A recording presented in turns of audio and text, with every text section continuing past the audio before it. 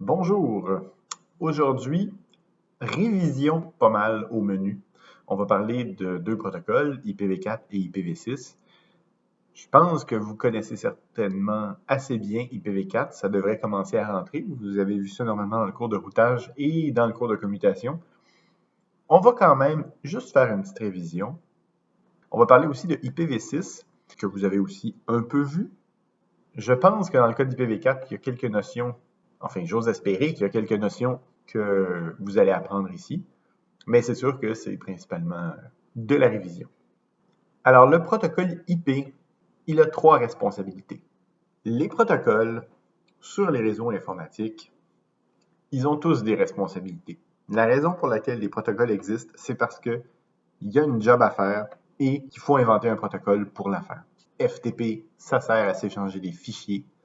SSH, ça sert à ouvrir une ligne de commande sur un serveur distant. HTTP, ça sert à transférer des données à partir d'un serveur. 802.11, ça sert à établir des connexions sur des réseaux sans fil.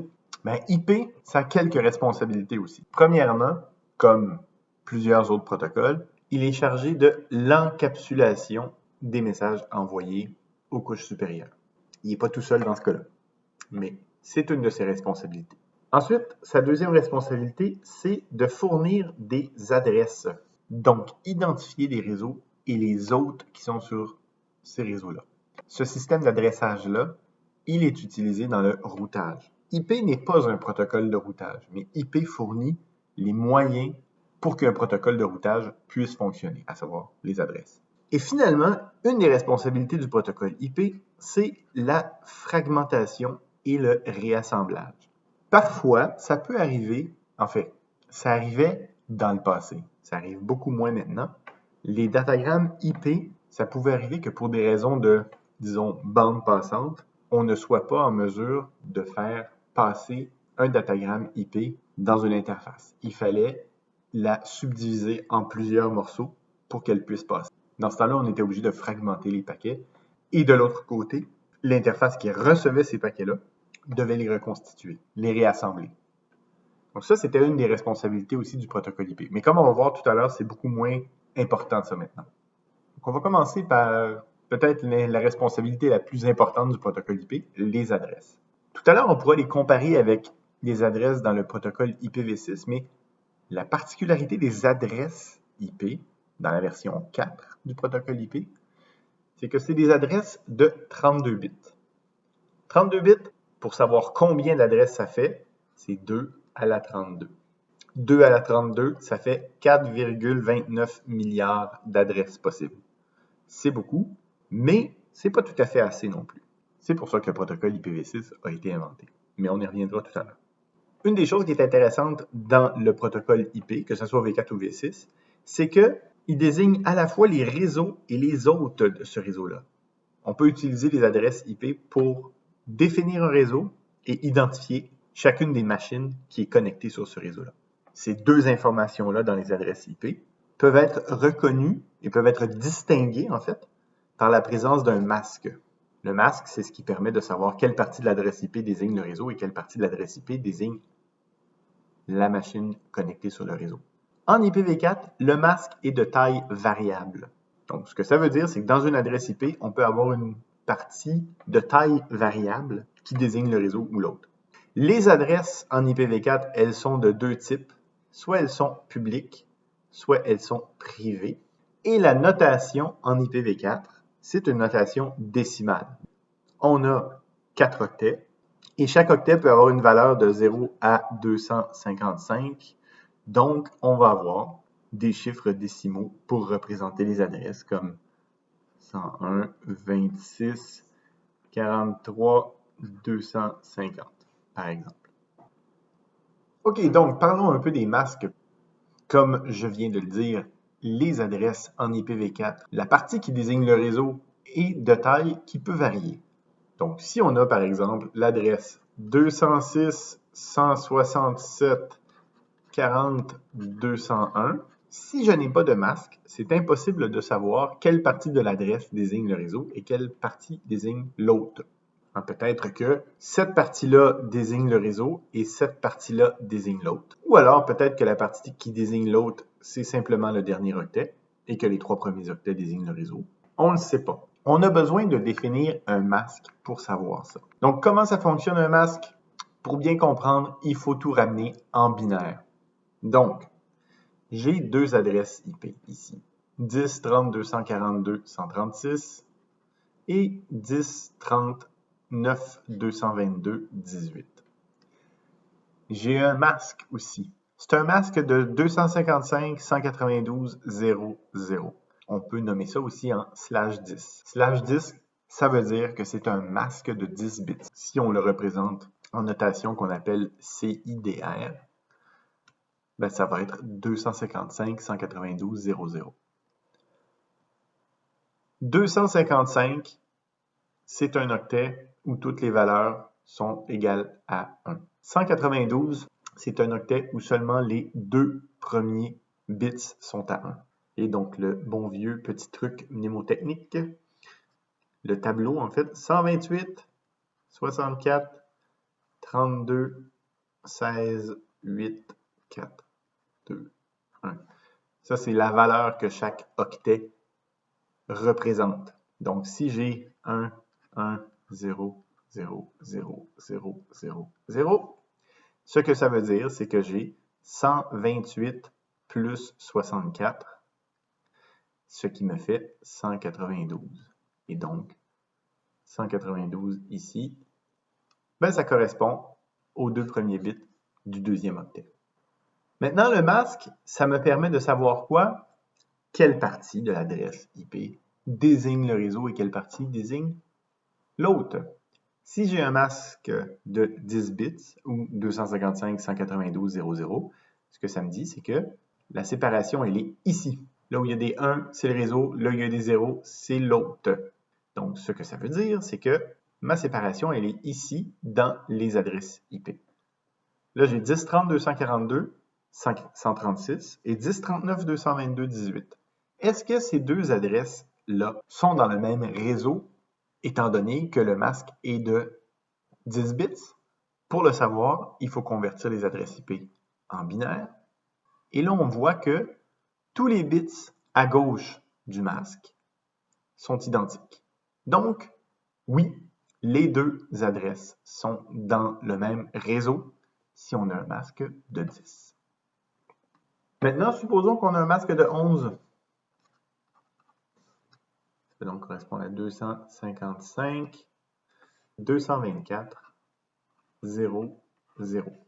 J'ai un masque de 11, donc 8, 9, 10, 11. Ça veut dire que les 3 premiers bits du deuxième octet sont à 1. Donc, ce que ça veut dire, c'est qu'il faut que je fasse 128 plus 64 plus 32, ce qui me donne 224. Avec ce masque-là, est-ce que mes deux adresses sont dans le même réseau?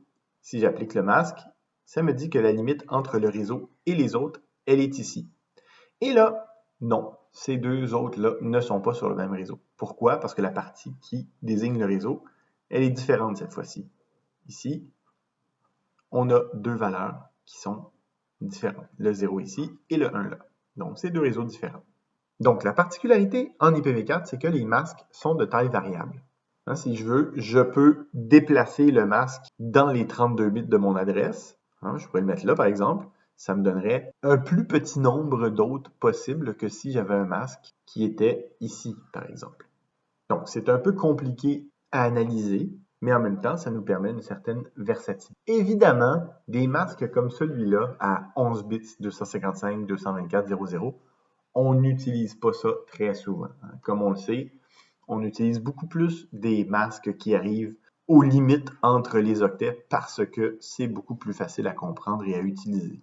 Donc, on va avoir des masques de 255 ou alors de 255.255.00 ou alors de 255.255.255.0. Donc ça correspond à respectivement ici un masque de 8 bits ou de 16 bits ou de 24 bits. En IPv4, on a aussi certaines adresses qui sont privées. ce que ça signifie, c'est que c'est des adresses qui ne peuvent pas être utilisées sur les réseaux publics, sur Internet.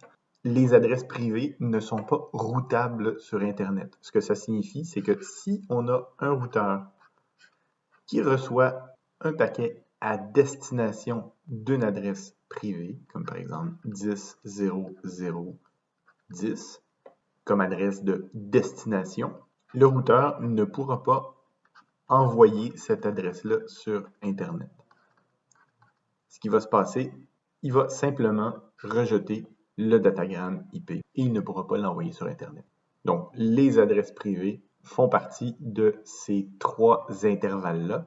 Donc, en fait, c'est les adresses qui sont soit préfixées par 10, soit préfixées par 172.16 jusqu'à 172.31, ou alors 192.168.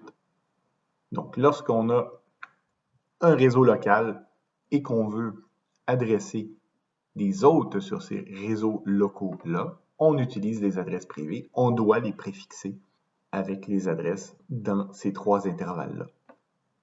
Mais là, ça soulève la question, qu'est-ce qu'on fait si on part d'un réseau local, 10.0.0.1, l'adresse source, et qu'on veut communiquer avec un hôte qui est sur Internet?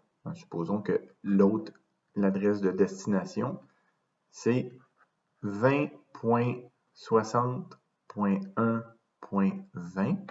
C'est une adresse publique. Donc, notre datagramme IP va arriver jusqu'à un hôte sur Internet qui a cette adresse publique-là. L'hôte va vouloir éventuellement répondre. Et là, qu'est-ce qu'il va faire? Il va inverser l'adresse d'origine et l'adresse de destination.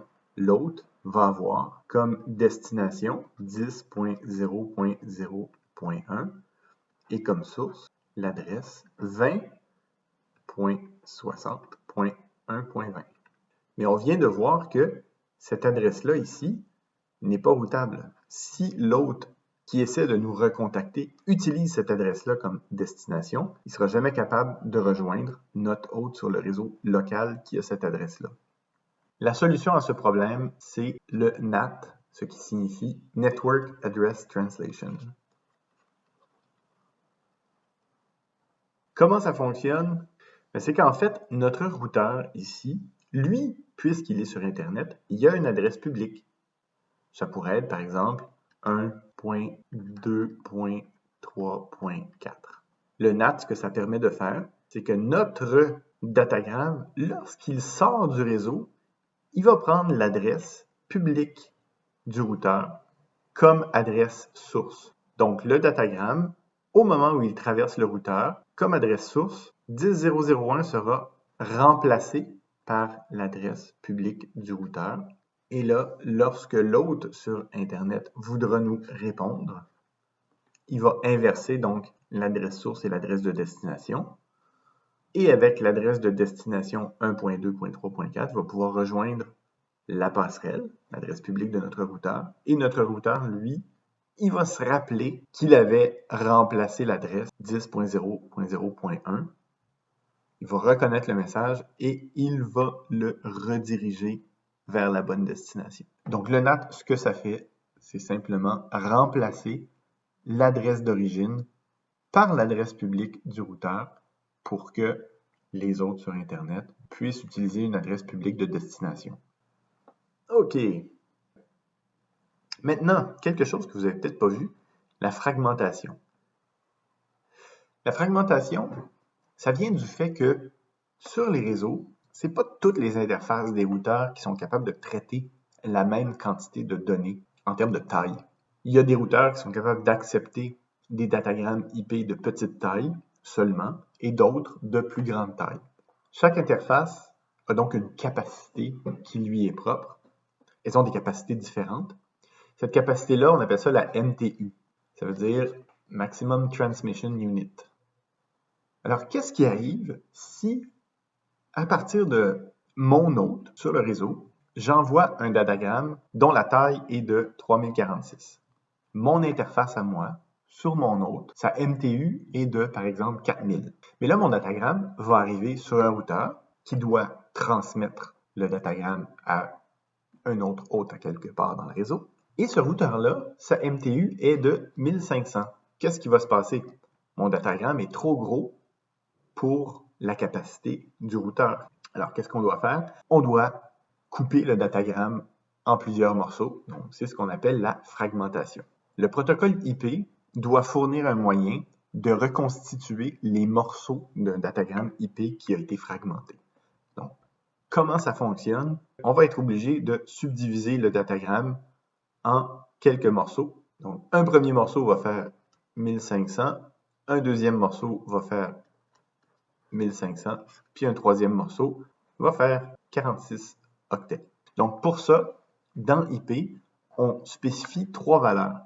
Un identifiant, une valeur binaire MF qui veut dire more fragments, plus de fragments, et un offset qui désigne l'endroit où commence le morceau dans le datagramme original.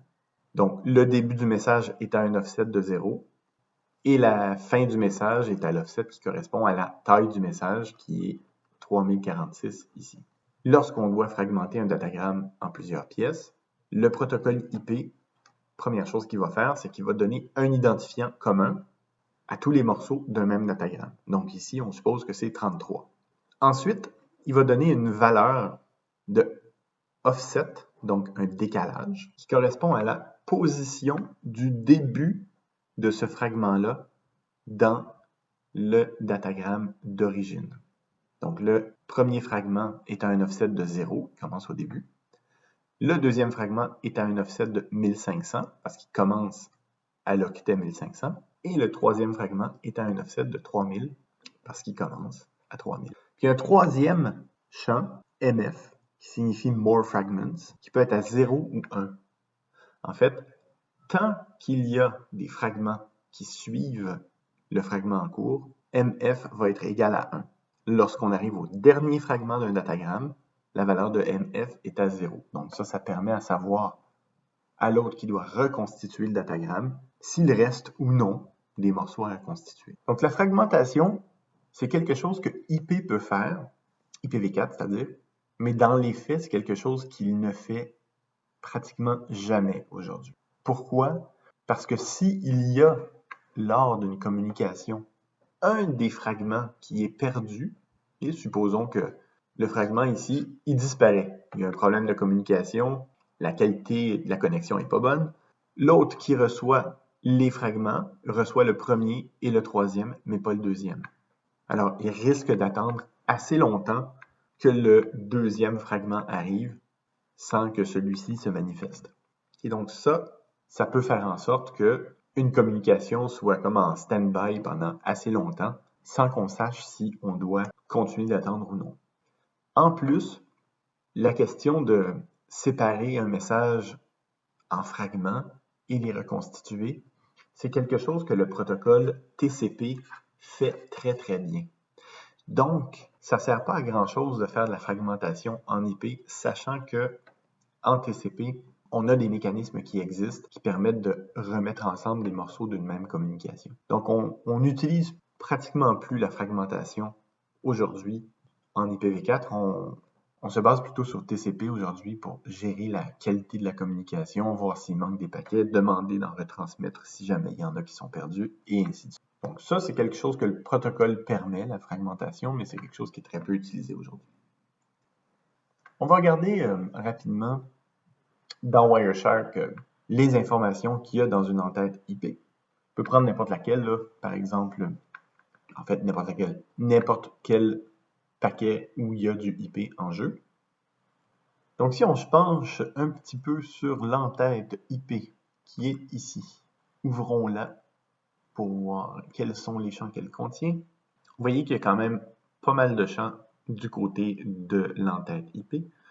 Le premier champ, c'est la version, c'est du IPv4, donc la version C4. La taille de l'entête, 20 octets. Donc, comme on peut le constater en sélectionnant l'entête, on voit bien que ça fait 20 octets ici. Donc, ici, il y a un champ de contrôle, si on veut. On y reviendra un peu tout à l'heure. Ce qui nous intéresse peut-être juste ici, c'est le flag suivant. En fait, on a 4 bits qui peuvent avoir des valeurs de 1 ou de 0. On appelle ça des flags. Quand c'est à 1, ben, le flag est élevé. Et quand c'est à 0, il est baissé. Et là, vous voyez qu'il y en a un, c'est don't fragment, ne pas fragmenter, qui est à 1. Vous allez probablement, si vous inspectez des trames capturées et des entêtes IP, toujours voir le flag ne pas fragmenter à 1. Parce que, comme je vous disais, aujourd'hui, on n'utilise pas la fragmentation en IP. Donc, par défaut, ce bit-là est toujours à 1. On a le champ du offset qui est là parce qu'il y a la possibilité de faire de la fragmentation. L'identifiant est ici. Le bit more fragments est là. Puis ensuite, ben, on a quelques champs comme le TTL, time to live, qui est utilisé par les protocoles de routage. On a un champ qui désigne le protocole encapsulé par IP. Dans ce cas-ci, c'est du TCP. Un checksum, qu'est-ce que c'est? C'est une validation du contenu du datagramme. Puis ensuite, l'adresse source et l'adresse destination. Donc, vous voyez qu'il y a quand même pas mal de champs dans le protocole IPv4. Tout à l'heure, on verra dans le protocole IPv6. Il y en a quand même pas mal moins. Donc, ce qu'on a pu voir, c'est que dans l'entête IP, il y a des champs qu'on pourrait appeler des champs de contrôle. Ça, c'est des champs qui sont utilisés à des fins de validation, si on veut, pour vérifier que toutes les données qu'on lit dans le paquet sont correctes. C'est comme le checksum, la taille de l'entête, ce genre de choses. Donc, c'est des champs pour s'assurer que le datagramme est en bon état et savoir précisément ce qu'on fait avec. Il y a des champs reliés à la fragmentation. On a vu c'était lesquels. On a vu aussi qu'on s'en sert plus vraiment aujourd'hui. Il y a un champ pour l'encapsulation, qui est le nom du protocole encapsulé à l'étage au-dessus. Dans la capture qu'on vient de regarder, c'était TCP. Et il y a des champs aussi qui sont utilisés par le routage. Ça, c'était le champ adresse source, adresse destination et le TTL. On peut aller voir une représentation aussi de cette entête-là. Alors, vous voyez, hein, le protocole IPv4, ça date quand même un petit peu. C'est un des premiers protocoles qui a été mis sur pied pour Internet, en fait. On va descendre un petit peu. Voilà.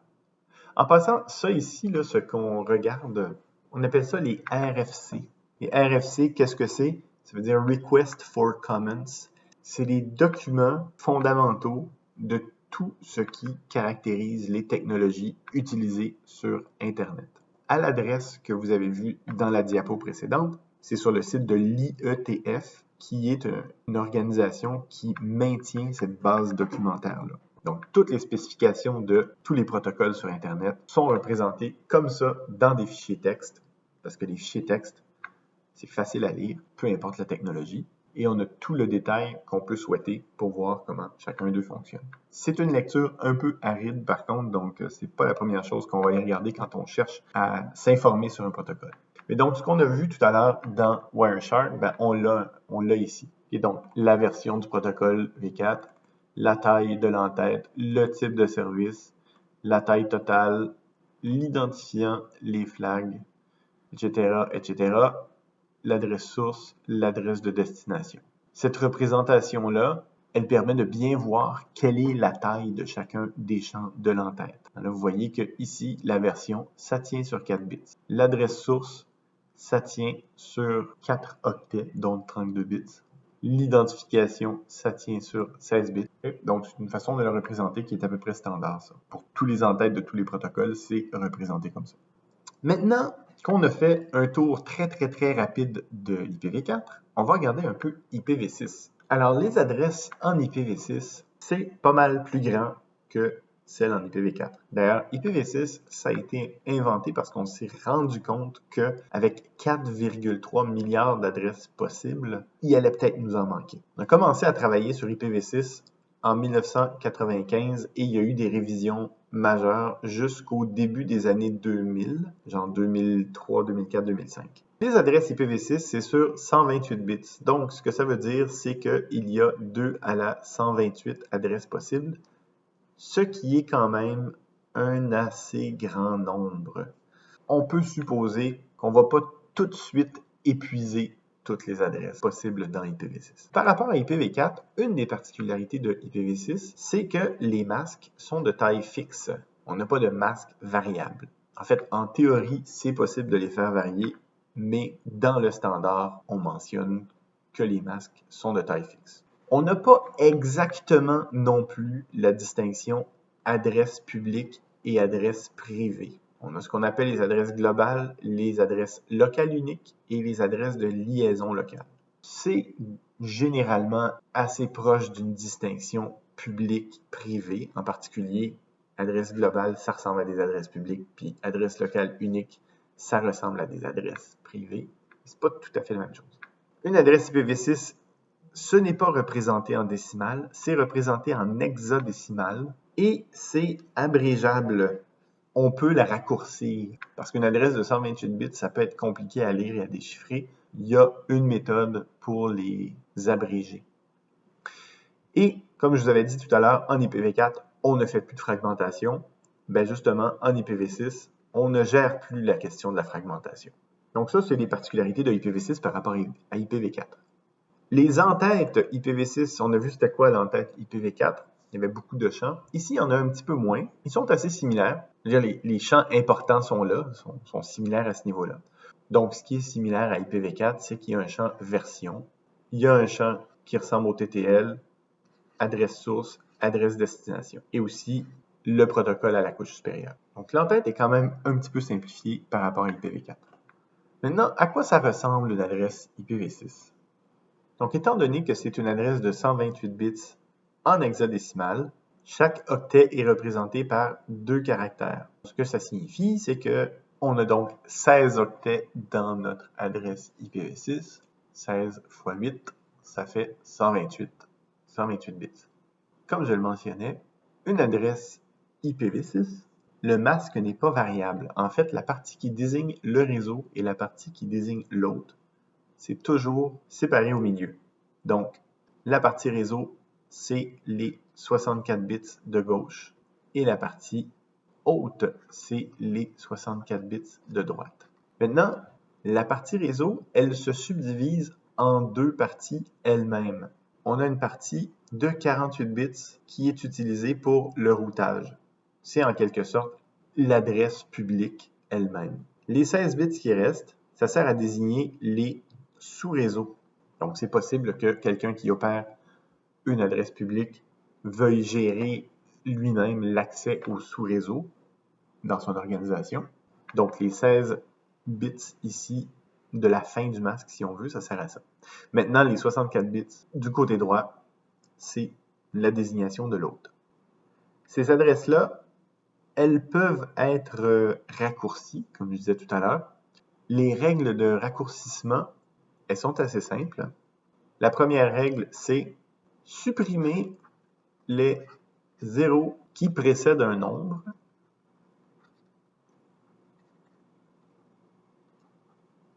Donc, dans l'adresse qu'on a ici en haut, je peux supprimer les 3 zéros qu'il y a ici, les 3 zéros qu'il y a ici, les 3 zéros qu'il y a ici et les 3 zéros qu'il y a ici. Pourquoi? Parce que chacun précède un nombre. Le nombre, ça peut être 0 ou ça peut être autre chose. Donc, on se retrouve après cette première règle-là avec l'adresse suivante. La deuxième règle, c'est que les séquences de 0 séparées par des 2 points peuvent devenir des 2 points. Une suite de 2 points. Donc, si j'ai par exemple dans une adresse quelque chose qui ressemble à 2.0, 2.0, 2 points, je peux le transformer en 2 points, 2 points, comme ça. Donc, dans l'adresse ici, cette partie-là, je peux la supprimer. Donc, la version finale de cette adresse raccourcie-là, c'est celle-ci. Donc, voilà pour les règles de raccourcissement. Maintenant, dernière chose, les types d'adresses IPv6. Donc, le premier type, les adresses globales. Ça, c'est très équivalent aux adresses publiques qu'on connaît en IPv4. C'est les adresses qui sont routables sur Internet et qui sont attribuées à tout ce qui est sur les réseaux publics. Pour l'instant, le préfixe de toutes les adresses globales qui existent sur Internet aujourd'hui, c'est 2001. Ensuite, deuxième type d'adresse qui ressemble un peu aux adresses privées en IPv4, les adresses locales uniques. Les adresses locales uniques, c'est des adresses qui sont routables, mais seulement entre les sous-réseaux d'un même réseau. Leur particularité, c'est qu'elles commencent toutes par FD. Et finalement, les adresses de liaison locale. Donc, les adresses de liaison locale, c'est des adresses qui sont auto-attribuées sur un réseau local. C'est obligatoire qu'un autre qui supporte le protocole IPv6, lorsqu'il arrive sur un réseau, il doit s'attribuer une adresse de liaison locale. Et ces adresses-là commencent généralement par FE8, mais en réalité, c'est un peu plus complexe que ça. Les adresses de liaison locale sont définies comme étant FE80 avec un masque de 10. Donc, en hexadécimal, FE80, ça correspond au bit suivant, FE80.